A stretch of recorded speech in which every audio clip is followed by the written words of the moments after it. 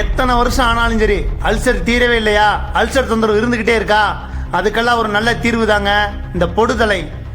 அதாவது பொடுதலையில பல மருத்துவம் இருக்கு. ஆனா யாருக்குமே ஒரு தெரியாத ஒரு முக்கியமான ஒரு விஷயம், அல்சரை குணப்படுத்துறது தாவர வர்க்கத்துல முதன்மை மருந்து பொடுதலை தான். அதாவது அம்மன் பச்சரிசி சொல்லுவாங்க, மணத்தக்காளி சொல்லுவாங்க, அதெல்லாம் மீறினது இந்த பொடுதலைங்க.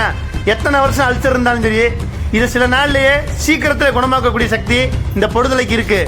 மருந்து எப்படி செய்யறத பார்ப்போம். கைப்பிடி அளவு இதை எடுத்துக்குங்க.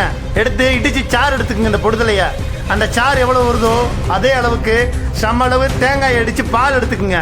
இந்த பாலையும் இந்த சாரியும் ஒன்றா கலந்து அடுப்பில் வச்சு லேசான தீயில வச்சு சுட வைங்க. நல்லா கொதிச்சு அந்த நீர்ச்சத்து வத்தினதுக்கு அப்புறம் அதை எடுத்து பத்திரப்படுத்திக்கிட்டு காலை மதியம் இரவு உணவுக்கு 20 நிமிஷத்துக்கு முன்னால ஒரு ஸ்பூன் சாப்பிட்டுக்கிட்டே வாங்க. உங்களுக்கு அல்சர் இருந்த இடம் தெரியாமே காணாம போயிருங்க. மேலும் தகவலுக்கு நம்ம ஆலவாய் அரசி குருகுலத்தை தொடர்பு கொள்ளுங்க.